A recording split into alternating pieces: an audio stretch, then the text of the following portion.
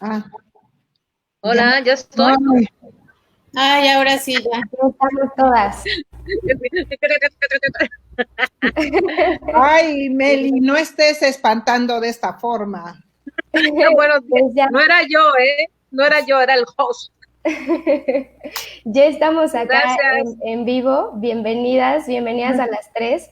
Qué gusto Gracias. saludarles y verlas después de que la semana pasada la Tierra dijo no, hoy no. Sí. Y con este sismo tan fuertecillo y tan complejo, pues tuvimos que pasarlo para hoy, pero pues me da mucho gusto saludarles. Eh, Bienvenidas. Y pues esta vez quisiera primero presentarlas. Estamos con Ana María Hernández de Consorcio Oaxaca.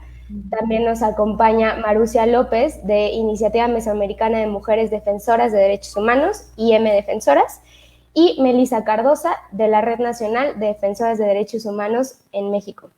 Pues bienvenidas a las tres. Qué gusto que estén acá.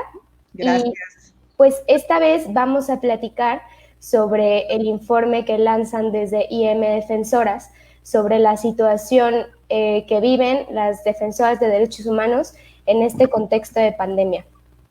Entonces, pues si les parece bien, me gustaría pues justo hablar de esto que mencionan en el informe, que ustedes señalan que pues esta pandemia, digamos, no llega la pandemia y ¡zas!, ¿no? Crisis. O sea, esta crisis viene precedida por una crisis estructural que es resultado de un modelo económico y político que está pues basado en el saqueo, en la precarización, en la privatización, y que pues bueno, en ese sentido me gustaría comenzar preguntándote a ti, Melissa, que a la luz de este informe, ¿cuál es la situación que viven las mujeres defensoras de derechos humanos en este contexto de pandemia? ¿Y cómo es que esta emergencia sanitaria ha recrudecido la problemática con las mujeres defensoras de derechos humanos? Bueno, muchas gracias. Buenos días, compañera. Gracias por que nos encontramos finalmente. Yo soy de la Red de Defensoras de Honduras. Lo digo porque dijiste México. Y bueno, me da mucho gusto abrir este espacio con mis compañeras también aquí y en todos lados y saludar a las mujeres que nos escuchan. Bueno, miren, para empezar, el informe hay que decir que un cúmulo de reflexiones y conocimientos de mujeres de todos los países de la región mesoamericana y que es una reflexión basada en las experiencias, ¿verdad?, de todas las compañeras que hacemos parte de la iniciativa y de otras mujeres defensoras que están por todas partes luchando por la vida, ¿no? Por la vida digna y justa para las mujeres, como hace muchas décadas lo venimos haciendo, como hace muchos siglos, probablemente.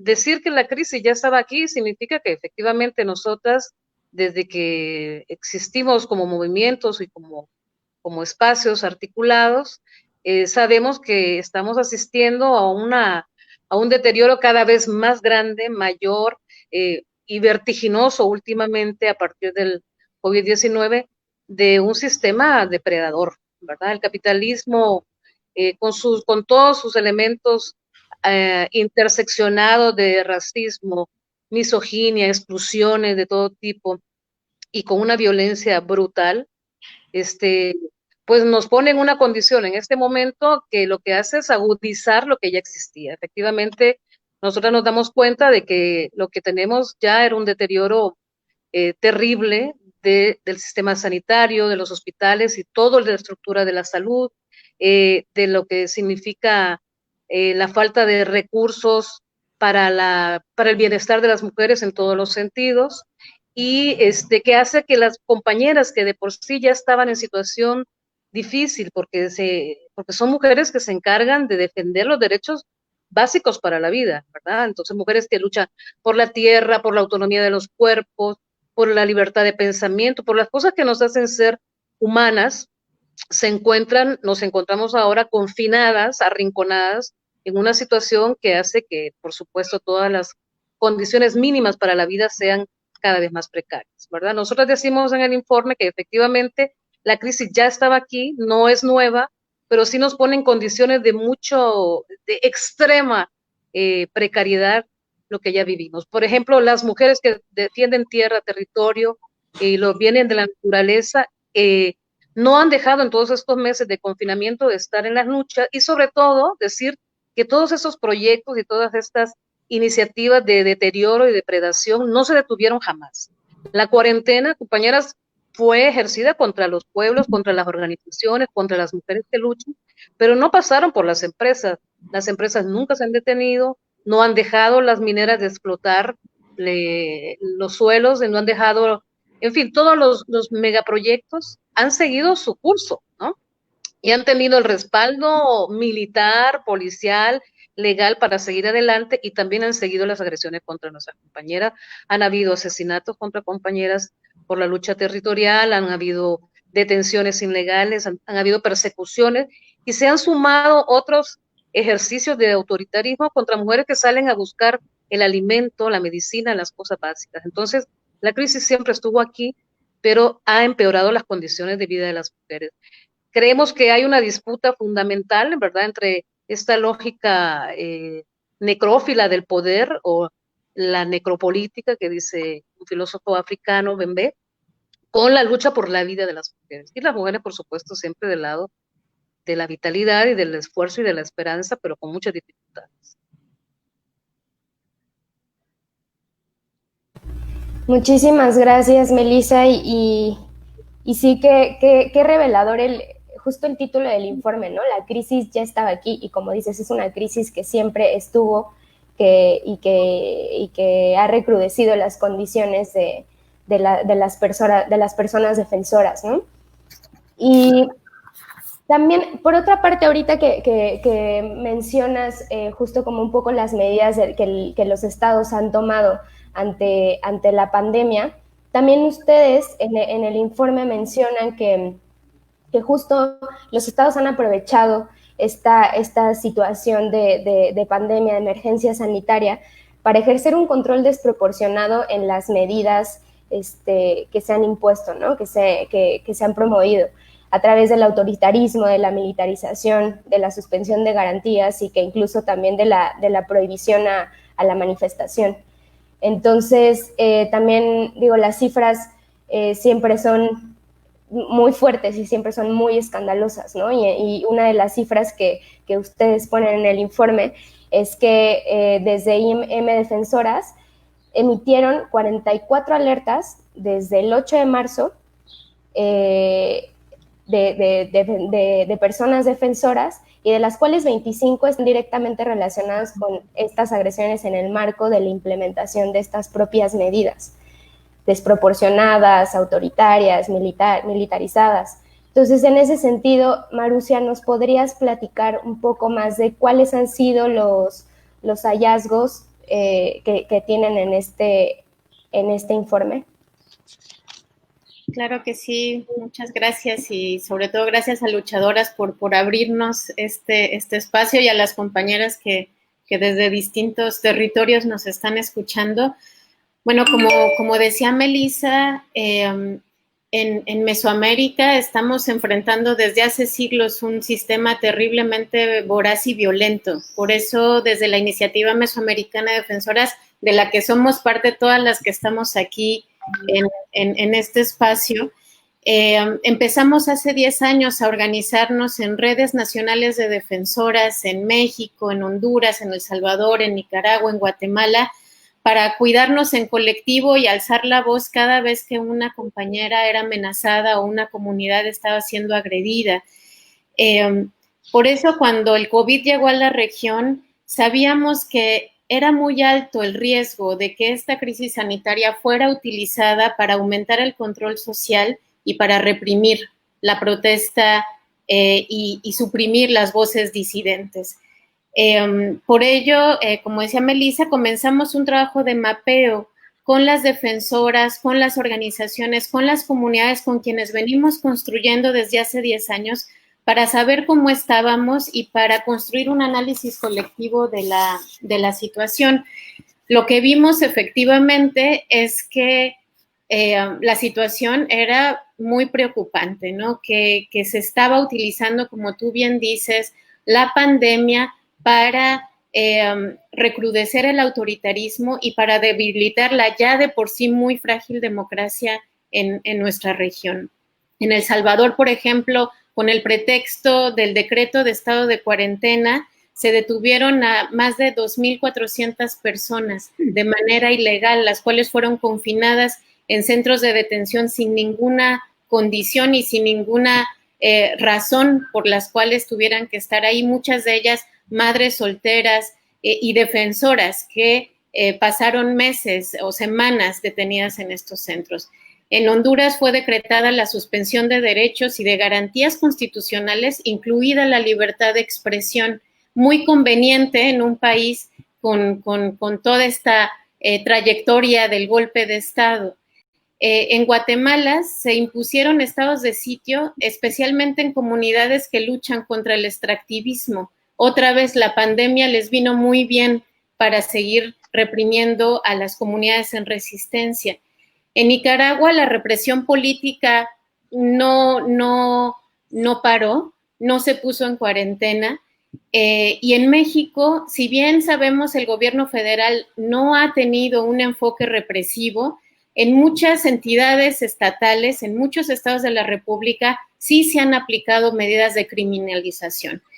Pero la represión también vino, como ya se decía anteriormente, con medidas como las del confinamiento, que nos obligaron a quedarnos en casa con terribles restricciones para manifestarnos, para protestar y para seguir el trabajo en nuestras comunidades.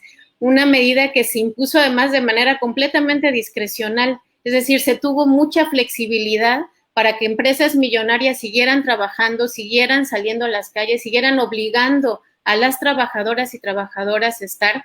Vimos casos terribles como las maquiladoras en México, donde murieron compañeras por COVID porque fueron obligadas a trabajar, pero se obligó a quedarse en su casa a quienes están haciendo un trabajo fundamental por los derechos humanos. En un momento además donde las voces de las mujeres, donde las voces de los pueblos originarios estaban teniendo una presencia muy importante y apuntando a cambios de fondo.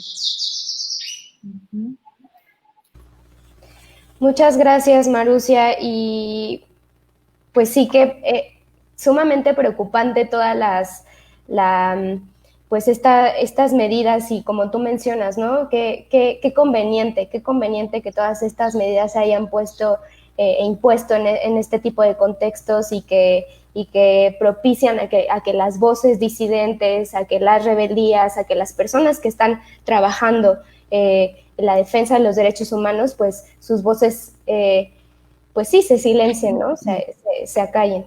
Y pues bueno, también como tú dices, Melissa, como dicen las dos, pues lo que no se ha quedado en cuarentena pues son las violaciones a derechos humanos, las medidas autoritarias, y en este sentido, en México, pues también queda en evidencia que estas agresiones no se detienen. Recientemente, el 15 de junio, ustedes, Ana María, desde Consorcio Oaxaca, pues recibieron una amenaza a la puerta de sus oficinas. Y pues quisiera que si pudieras contarnos de cómo fue de cómo fue la situación, de cómo están ustedes y en ese sentido, cómo este tipo de amenazas pues frenan y tienen un impacto en su trabajo como defensoras. Pues gracias, compañeras luchadoras, gracias por abrir estos espacios. Primero decir cómo estamos, y estamos reinventándonos. Estamos aquí, estamos vivas, estamos juntas, estamos construyendo nuestra fuerza todos los días, y creo que esa es una gran lección que nuestro trabajo como integrantes de una alianza tan importante como la Iniciativa Mesoamericana, que como Marusia ya decía, tenemos 10 años construyéndola, nos ha permitido no solo sobrevivir, sino fortalecernos en el marco de una adversidad tan estructural. Entonces, creo que quienes atacan a las defensoras buscan inhibir su labor. Quienes nos atacan buscan echar a andar los resortes del terror, del miedo y del mensaje de impunidad para que erosionar el tejido, generar desconfianza, y deja muy claro un mensaje de que tenemos democracias débiles, que hay un grado de impunidad muy impresionante. Nosotras somos una de tantas organizaciones y defensoras que hemos sido periódicamente atacadas. Somos una organización civil feminista que tenemos 17 años, somos una organización local de mujeres diversas, jóvenes, mujeres más grandes, mujeres indígenas, mujeres militantes de la diversidad sexual, de muchas diversidades que de alguna manera nos juntamos hace 17 años para luchar por trabajar en Oaxaca en contra de la violencia hacia las mujeres, por hacer un monitoreo permanente en relación a esta problemática estructural que tiene que ver con la violencia, porque yo creo que la violencia no es un tema que optemos, que nos guste trabajar, o sea, es un tema inevitable para las defensoras, porque nos encontramos con que los derechos no se pueden ejercer porque hay violencias acumuladas, ¿no?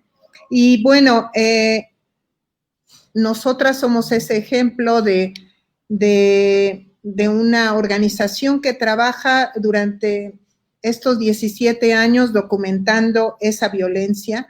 Durante varios sexenios en Oaxaca hemos estado dando cifras que tienen rostros, que tienen familia, que hay dolor, que hay injusticia, y que esto, entre otras cosas, hemos sido solidarias con movimientos comunitarios que están resistiendo frente a las megaempresas, frente a estos modelos, como decía Melissa, depredadores, y todo este conjunto, digamos, de denuncias, de voces, hacen que incomodemos. Las defensoras les incomodamos y les quitamos también el sueño, ¿no? El sueño a quienes están queriendo imponer sus modelos autoritarios.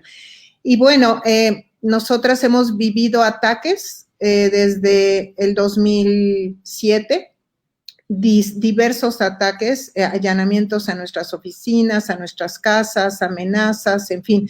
Esta más reciente, campañas de difamación, o sea, podríamos ser un ejemplo de varias formas en las que a las defensoras nos buscan inhibir, ¿no? Hablando de nuestra vida privada, acusándonos de un montón de situaciones que hacen, que buscan desestabilizar el trabajo de una organización que tiene cimientos profundos.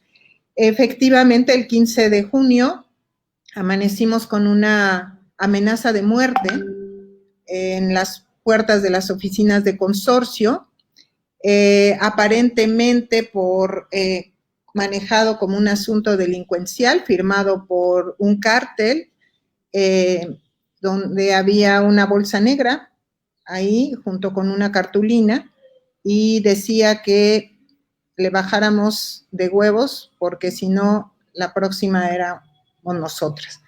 Nosotras sacamos un comunicado muy contundente diciendo que para nosotras esta es una medida de agresión profunda, descarada, que busca inhibir nuestra labor y nuestro acompañamiento a mujeres que están viviendo violencia y que están exigiendo justicia. En el caso específico, estamos acompañando el dolor y la indignación de una de las madres, defensora, por cierto, comunicadora, Soledad Jarquín Edgar, que hace 2 años le arrebataron, la violencia feminicida le arrebató a su hija, María del Sol, y muchas organizaciones acompañamos la exigencia de justicia. Soledad y su hija representan o son un caso emblemático de las múltiples violencias y de las muchas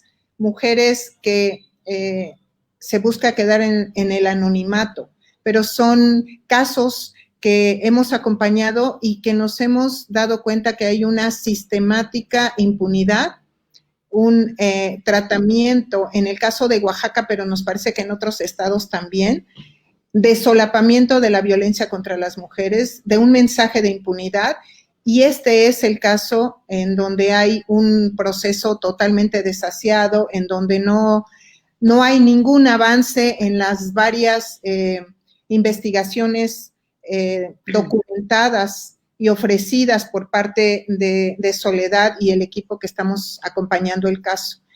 Hicimos una campaña muy fuerte en donde diversas personalidades, artistas, académicos y tal, exigieron justicia, y en ese marco, como en otras ocasiones ha pasado con Consorcio, nos dejan esta amenaza. Es una amenaza muy grave, es una actuación que nosotras estamos responsabilizando al gobierno del estado, a la fiscalía, porque no ha actuado acorde a los derechos humanos ni al ejercicio de su labor, que tendría que ser llegar hasta las últimas consecuencias. Hay muchos intereses allí. Y pues activamos lo que nosotras decimos que las redes salvan. Ese mismo día sacamos el comunicado y múltiples voces nos acompañaron, se expresaron su respaldo a la labor que hacemos las defensoras, al trabajo que Consorcio ha construido en coordinación y siempre en alianza. En la iniciativa mesoamericana tenemos esa consigna de que las redes salvan, y nosotras hoy, compañeras, nos sentimos arropadas por todas las múltiples voces de organizaciones, de colectivas que han manifestado su respaldo. Pero no solo eso, sino que creo que hemos construido también un trabajo respetable, las defensoras, porque hemos documentado todo el tiempo, y ahí hemos logrado que diversas instancias internacionales de derechos humanos, Amnistía Internacional, Frontline Defenders, la Organización contra la Tortura, organismos de Naciones Unidas, ¿no? Recientemente, el día de antier, la relatora de violencia contra defensoras y defensores, junto con la Relatoría de Violencia contra las Mujeres y Libertad de Expresión, hizo un pronunciamiento muy importante de respaldo a Consorcio, pero también a las defensoras alertando y exigiendo, ¿no? Que cese las violaciones a los derechos.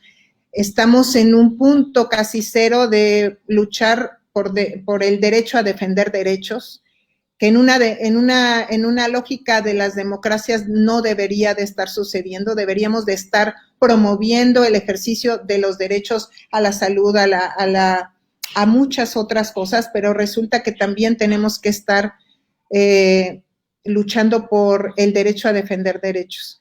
Estamos muy conmovidas con la respuesta local, nacional e internacional. Creemos que esa red de respaldos y de afirmaciones de la labor importante es lo que nos permite continuar, lo que nos permite estar mucho más fortalecidas. Queremos aprovechar este espacio para agradecer toda esa solidaridad. También hubo pronunciamientos de oficiales de los gobiernos, ¿no? Digamos, del Poder Legislativo en la Cámara de Diputados y en la Cámara de Senadores Federal, y un conjunto de instancias que colectivamente, junto con las compañeras defensoras, nos sentimos pues arropadas en esto. Pensamos que la amenaza digamos, hay un terreno también simbólico importante. Quisieron invadir, violentar el espacio de nuestra casa. Nuestra casa es el espacio en donde estamos, donde nos juntamos y donde nos sentimos mucho más fuertes. Y ese es un espacio en debate. Es un espacio que simbólicamente las mujeres necesitamos ganar. No vamos a cederlo a ningún interés. No vamos a ceder que son estos espacios, las redes de mujeres, las que nos permiten continuar con nuestra labor. Y pues aquí estamos, dignas, estamos acompañadas y muy firmes de que no pasarán, pues, ¿no? De que tenemos la razón histórica porque estamos del lado de la vida, como decía Melissa. Eso. Muchísimas gracias, Ana María, y pues quisiera como continuar con esta gran fuerza que nos dejas en este mensaje, también pues agradeciendo que nos puedan contar todo esto las tres y sabiéndolas bien, también que es súper importante para nosotras. Y pues justo antes de pasar a la siguiente pregunta, quisiera también invitarles a todas las personas que nos están viendo a que nos manden sus preguntas por acá en los comentarios. Creo que no soy la única persona súper orgullosa de poder estarlas escuchando y estar como sintiendo desde acá toda esta fuerza que tienen. Acá también les pongo por ahí algunos comentarios de la gente que nos está viendo, que justo esto que nos dices, ¿no, Ana María? Que pues estas voces no van a callar, sus voces no van a callar, y que por mucho que haya esfuerzos y medidas impuestas, pues la lucha sigue ahí, ¿no? Porque es una lucha por la vida. Y también, justo como con esta línea tan fuerte que nos dejas, Ana María, quisiera preguntarles a las tres, porque también han mencionado, Melissa mencionó y Marusia también, de todos estos esfuerzos de las defensoras, de las comunidades, de las rebeldías, que a pesar de estar en este contexto de pandemia y todas estas medidas autoritarias que se han impuesto, pues que ha habido un montón de muestras de lucha, ¿no? En muchos espacios. Entonces, esta pregunta es para las tres. ¿Cuáles han sido esas muestras de resistencia, de las voces de las defensoras, de las rebeldías en cada uno de los espacios en los que ustedes se encuentran? No sé quién quiere empezar. Si quieren, puedo empezar yo. Sí.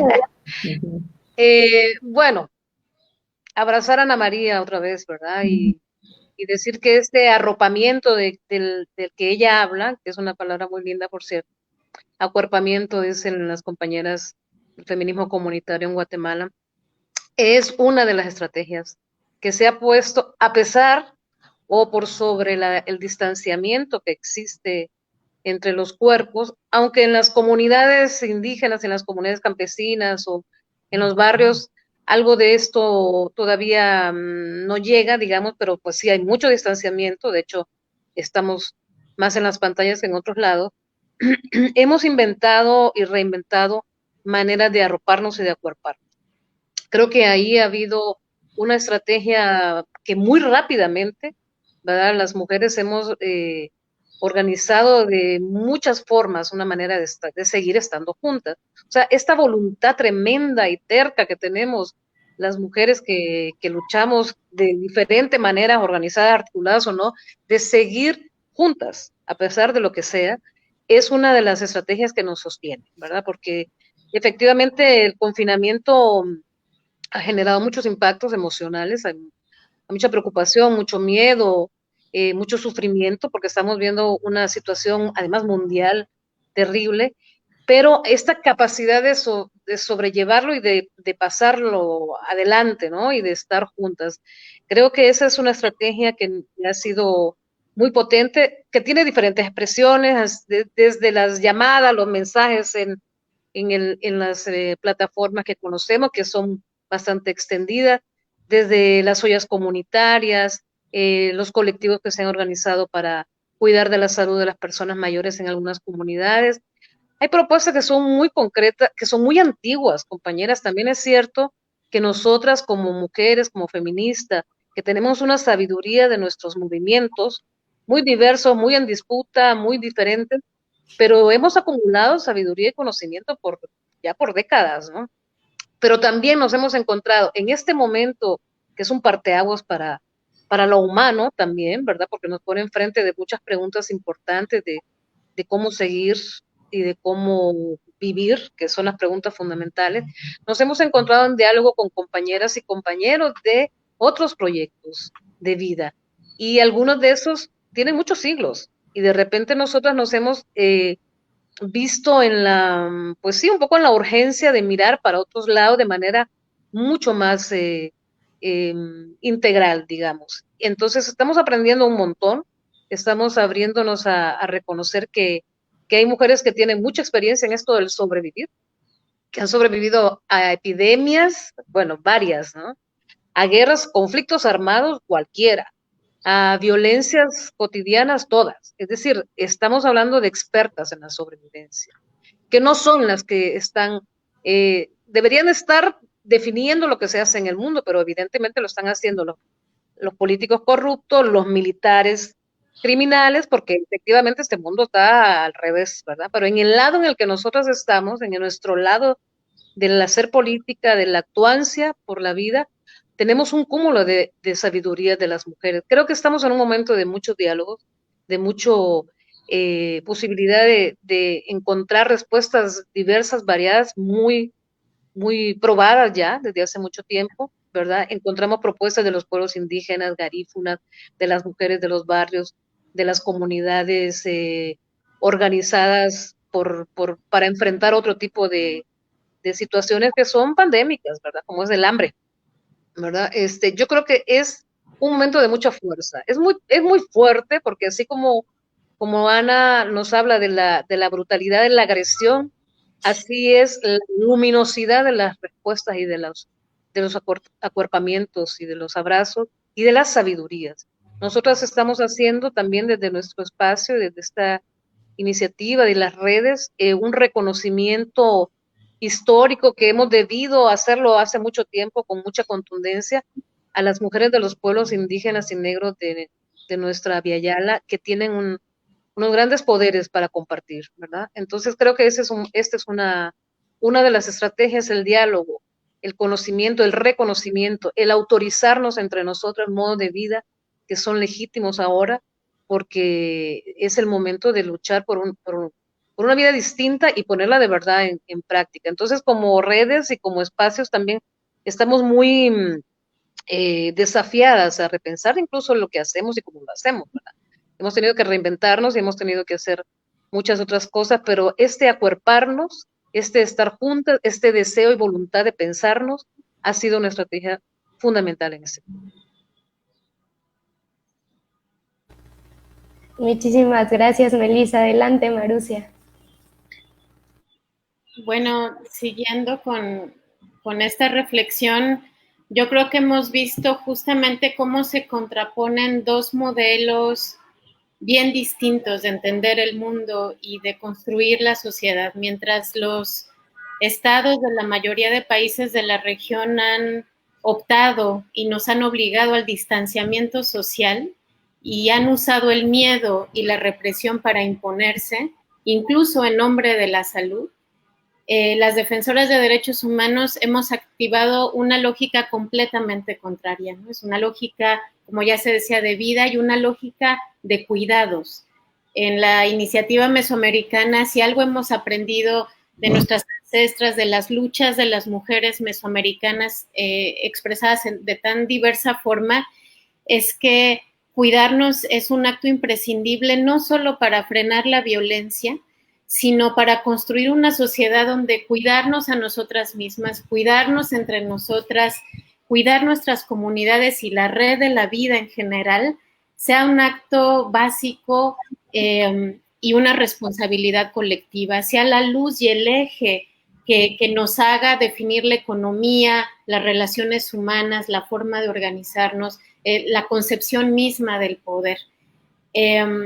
Entonces, en este confinamiento, aparte de activar todas estas iniciativas de vida de las que ya Melissa hablaba y esta solidaridad de la que ya Ana María también hacía testimonio con la propia experiencia de las consorcias, también nos hemos enfocado en denunciar esta lógica de muerte y esta mirada equivocada y utilitaria con la que los gobiernos están actuando. Entonces, hemos denunciado que esta respuesta desde los estados no solo no asegura la salud y la vida, sino que nos está poniendo en más riesgo a las mujeres, ¿no? La violencia, como sabemos, se ha exacerbado con el confinamiento de maneras terribles y además ha ocultado el hecho de la otra pandemia, de la pandemia del feminicidio, de esa pandemia frente a la cual no se actúa con la misma urgencia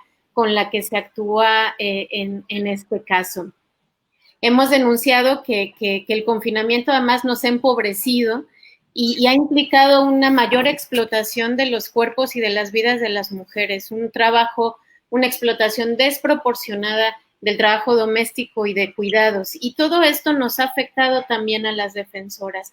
Entonces, nosotras algo que hemos querido hacer es dimensionar la gravedad de esta respuesta y la manera en la que esta lógica con la que están actuando los gobiernos pone en riesgo la sostenibilidad de la vida y pone en riesgo a aquellas personas y movimientos que han abierto camino de libertad, de justicia, y por eso es tan grave lo que estamos viviendo.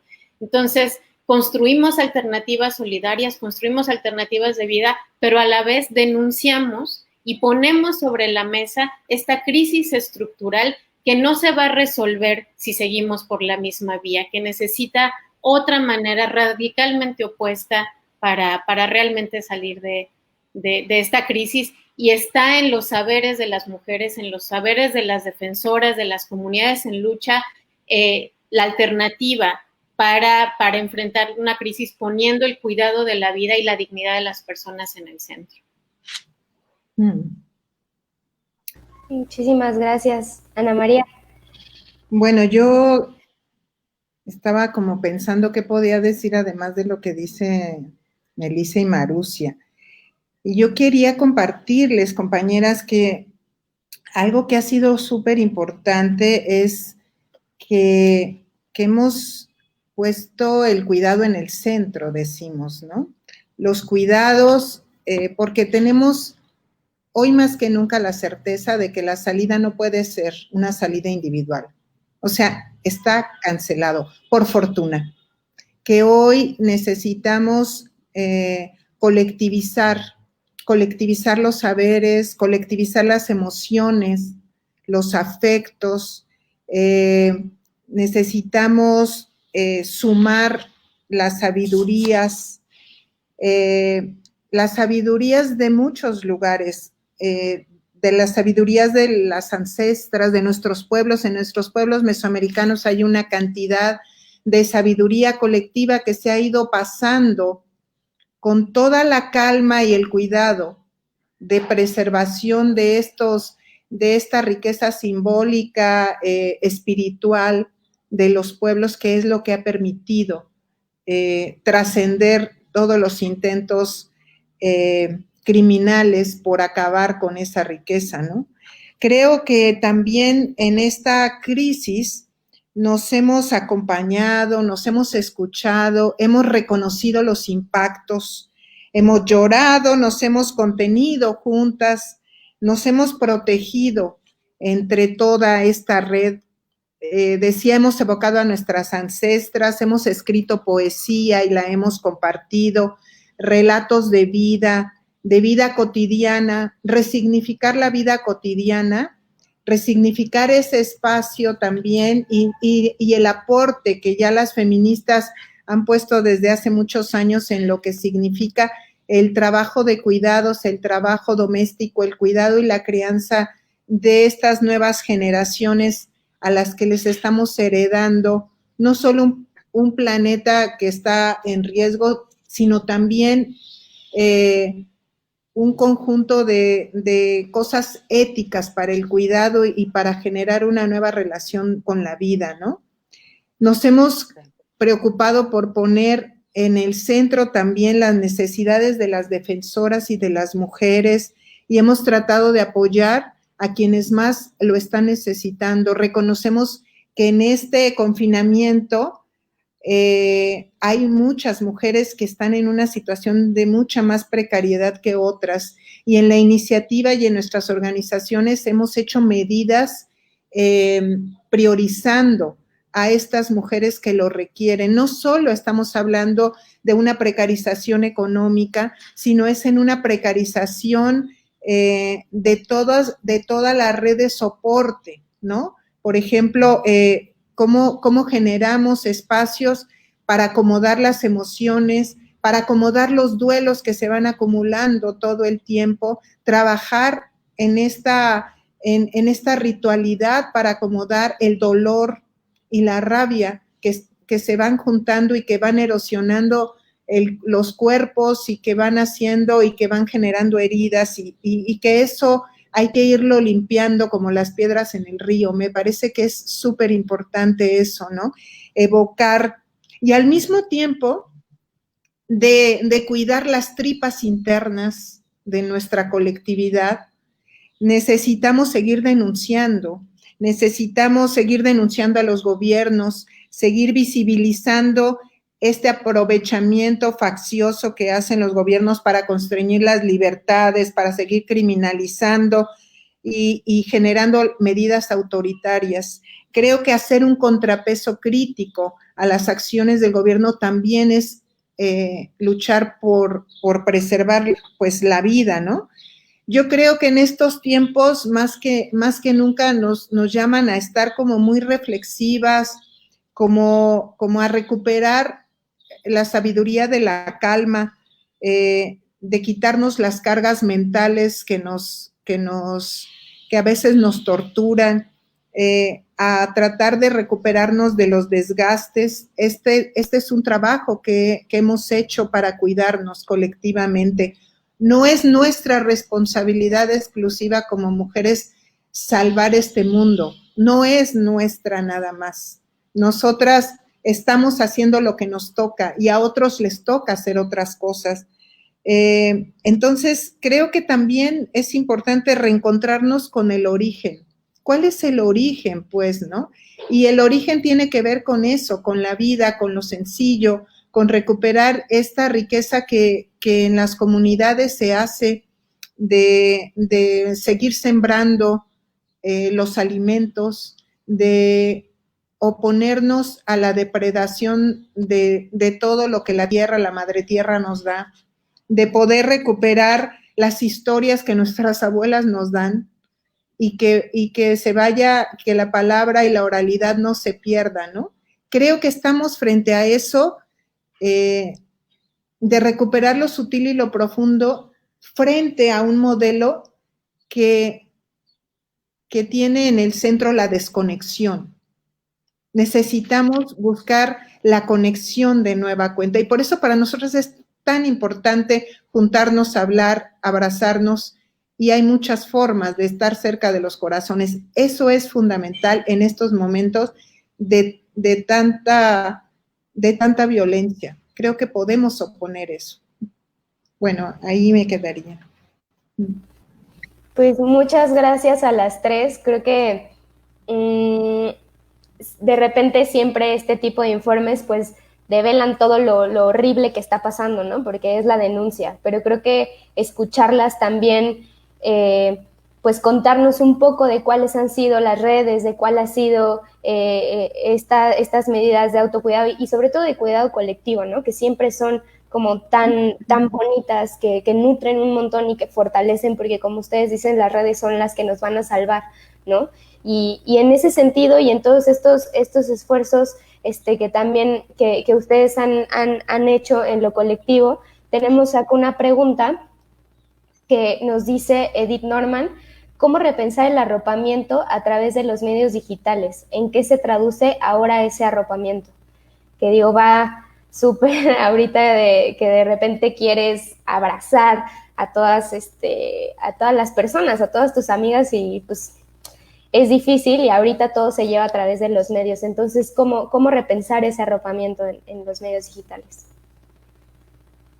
Pues me vino rápidamente una experiencia que estamos haciendo en la Red de México. Hicimos unos talleres, una serie de talleres con bastantes defensoras, y de alguna manera estos talleres era también como para hablar sobre cómo nos sentimos, comunalizar esto que yo decía, comunalizar las emociones y buscar alternativas. Y bueno, estamos ensayando formas de hacer talleres, pequeños grupos, de hacer ejercicios de conexión desde la palabra, pero también desde el dibujo, desde hacer collage colectivos, desde formas distintas y simultáneas de hacer, de trenzar esta solidaridad entre nosotras. Yo creo que la realidad nos está imponiendo inventar nuevas cosas, ¿no? Y creo que algunas de las plataformas, y sobre todo las jóvenes que son mucho más ágiles y duchas para este manejo, pues lo tenemos que poner a nuestro servicio. Estamos generando en la iniciativa mesoamericana, impulsamos una campaña que se llama #AnteLaCrisis, y ahí en esta campaña, y les invitamos a que nos visiten, porque hemos incorporado varias formas digitales para poder sentirnos acompañadas. Decía yo, desde la creatividad, desde los análisis reflexivos sobre qué estamos viviendo con la crisis, pero también videos, cápsulas, muchos compendios de herramientas para la sanación, y esta es como aprovechar las redes para compartir los saberes y para abrir estos espacios, estos conversatorios que ahora le llaman webinar. Qué horrible, pero le llamamos nosotras, juntémonos para chismear. Tendríamos que llamar de otra manera, ¿no? Recuperar el chisme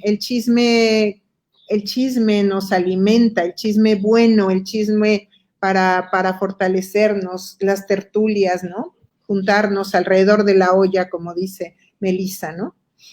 Pero bueno, pues allí. Sí, yo también pienso que estos arropamientos y mucho de lo que nosotras hacemos, compañeras, también pasa por lo material, por lo concreto. Es decir, esta crisis tiene una gran disputa sobre la materialidad, porque lo que estamos viendo es un descarado aprovechamiento de la crisis para de nuevo robar, quedarse con el dinero de los pueblos. Arroparse también es intercambiar cosas. Por ejemplo, aquí conocemos amigas que hacen ciertas pócimas, ¿verdad? Para fortalecer el sistema inmune, y pues hacen unos botecitos y van y los dejan en la puerta de las casas de sus amigas. O las ollas comunes que dan de comer a las personas que tienen menos alimentos. Es decir, hay cosas, también nuestra propuesta está sostenida sobre la materialidad, y eso es bien importante, porque nosotros necesitamos cambiar esa materialidad, y no podemos, bien dice Marusia, no dejar de denunciar que se están robando el dinero de la gente, y que van a haber grandes empresas que van a ganar muchísimo dinero con esta crisis, ¿verdad? Y sobre la base de este miedo, de que necesitamos que alguien nos proteja, sobre esta idea de tener que dejar nuestros poderes en manos de otros, militares, guardias, farmacéuticas, médicos, etcétera, etcétera. Pero también decir que este arropamiento y acompañamiento tiene esa base de la materialidad, y es muy concreta y es muy directa, ¿verdad? Yo creo que nosotras, claro, nosotros acompañamos a defensoras que están en movimientos sociales bien agudos sobre cómo le están pensando. Por ejemplo, la soberanía alimentaria, si antes tuvo importancia, ahora es crucial, ¿verdad? Total. Y la creación, la generación de comida, concretamente hablar de las cosas que sostienen la vida, la comida, los alimentos. Ahora mismo la gente que tiene esa experiencia que son las campesinas y los campesinos, tienen un lugar muy, muy, muy crucial en las propuestas. Arroparnos también es alimentarnos, arroparnos también es llevarnos medicinas nuestras, repartir té, todas estas cosas. O sea, es un espectro muy, muy amplio de cosas que podemos hacer y las creatividades son enormes, son impresionantes. En realidad, eso sí hemos aprendido que no hay manera de detener la creatividad de la gente que creemos en la vida, ¿verdad? Es impresionante. Bueno, yo creo que ya mis compañeras han puesto sobre la mesa los elementos más importantes. Quizás solo agregaría uno, pues esta capacidad y creatividad de las mujeres que tenemos para usar todos los intersticios, todas las grietas, todos los medios que existan para empujar nuestras luchas y para cuidarnos y salvarnos entre nosotras. Sabemos que las redes sociales están sumamente controladas por poderes nefastos, pero sabemos darle la vuelta, ¿verdad? Y usarlas y ponerlas al servicio de una lógica distinta a la que muchas veces estas redes fueron creadas. Algo que ha sido muy importante en la iniciativa y el trabajo de cada una de las redes nacionales ha sido ese acompañamiento virtual en este momento a cada compañera de la red, estar cerca, sentir ese abrazo, aunque sea a la distancia, para saber que hay un hilo que nos mantiene conectadas. Pero creo que otra cosa ha sido también reconocer en nuestras propias vidas que tocarnos, que abrazarnos, que reunirnos presencialmente en nuestras comunidades no se sustituye con la virtualidad. Y eso es un poder que creo que tenemos, porque al final, como y Melissa ponía varios ejemplos y Ana María también, hay muchas formas de mantener esa presencialidad, incluso en un esquema de confinamiento, ¿verdad? Y encontrar esas rebeldías, ¿verdad? Para mantener esa conexión y no dejar todo en la virtualidad, que como digo, hay que usarlo, ¿no? Pero recordarnos siempre que nada sustituye el abrazo, la organización de nuestros barrios, de nuestras comunidades, y creo que ese ha sido también un gran aprendizaje en estos tiempos, ¿no? Y una claridad muy profunda de que es hacia allá donde debemos avanzar, no hacia la virtualización del mundo, ¿no? La virtualización del mundo que pretende justo empujar con esta pandemia es contraria a la propuesta que nosotras queremos empujar. Pues sí, muchísimas gracias por esto que nos comparten, que nos hayan compartido un poco también de los esfuerzos que cada una hace, pues también siempre nutre un montón, ¿no? Y como dices, Melissa, la creatividad, híjole, no tiene límites, y eso ha sido lo que nos ha salvado también un montón, ¿no? Sí, definitivamente creo que sí, no se sustituye el podernos tocar y el podernos abrazar y el podernos sentir, pero bueno, creo que también bajo este esquema, sí, la creatividad ha sido lo que nos ha llevado a hacer un montón de cosas, ¿no? Lo que nos ha llevado a estar acá platicando con ustedes, escuchándolas. Y también hay una pregunta súper específica para Ana María, que por acá la tenía y que ya no la encuentro. Dice Verónica Berezowski: yo trabajo con mujeres hispanas desde Canadá. ¿Cómo puedo apoyar el trabajo, talleres de los que hablas tú, Ana María? ¿Cómo puedo apoyar? Bueno, yo creo que, digamos, una manera de apoyar los talleres y tal, pues es como ayudarnos a difundir la información que estamos produciendo, ¿no? En otros, como en otros lugares. Decía yo que quería aprovechar para dar este anuncio importante para ofrecer entrar a @IMDefensoras, y usando la etiqueta ante la crisis, y ahí pues hay muchos materiales, y creo que una manera de apoyar pues es como llevar la palabra y acceder a estos materiales y compartirlos con otras. Nosotras estamos como IMD muy abiertas siempre como o sea, la red no es una red cerrada, la red más bien es una red abierta, siempre a múltiples posibilidades de colaboración, de voces que podamos seguir sumando, ¿no?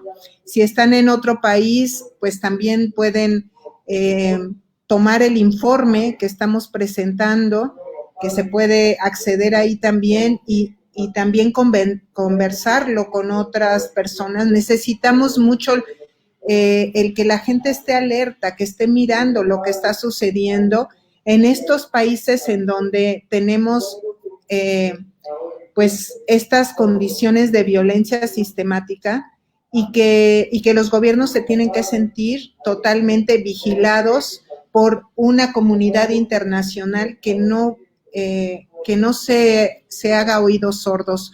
Hoy más que nunca, decía yo, tenemos que, así como pienso que no podemos salir de la crisis de manera individual, un solo país no puede salir, entonces necesitamos ir tejiendo resonancias. Esa es una manera muy efectiva de poder apoyar, ¿no? Y bueno, por supuesto, si quieren contactarnos, pues ahí estamos en disposición de dialogar, ¿no? De hacer conversaciones, de hacer estas reflexiones juntas, ¿no? Muchas gracias, Ana María. Sí, también en los comentarios vamos a dejar el informe para que lo puedan consultar, para que lo puedan compartir, para que se pueda discutir, ¿no? Y que este informe, todo esto, todos estos hallazgos puedan estar en la boca de todas y de todos, ¿no? Pues para cerrar un poco, hay un montón de comentarios pues de toda la gente que nos está viendo, les mandan un montón de amor, les mandan un montón de estrellitas y de todas estas cosas lindas, y que creo que es una muy buena forma de cerrar esto, ¿no? Porque, como les decía hace rato, de repente estos informes es, pues sí, lo que es realmente, ¿no? Pues esta crisis que ya está aquí, el denunciar todas estas cosas tan horribles que pasan, pero creo que a fin de cuentas, pues esto es lo que importa, ¿no? Estas redes que nos salvan, esta fortaleza, esa palabra y que se construye entre todas, y pues con esa fuerza creo que podemos quedarnos esta vez con ese ímpetu de seguir en la lucha, de seguir denunciando, de seguirnos abrazando a la distancia. Y pues eso, yo les mando un abrazo a la distancia. Muchísimas gracias a todas las personas que nos vieron, que estuvieron acá con nosotras, y pues muchísimas gracias por haber estado acá. Acá está el informe para que lo lean y que sigan también en las redes de IM Defensoras, utilicen el hashtag ante la crisis, y pues muchas gracias. Gracias a las tres, gracias a todas. Muchas gracias, un abrazo. Abrazos. Abrazos.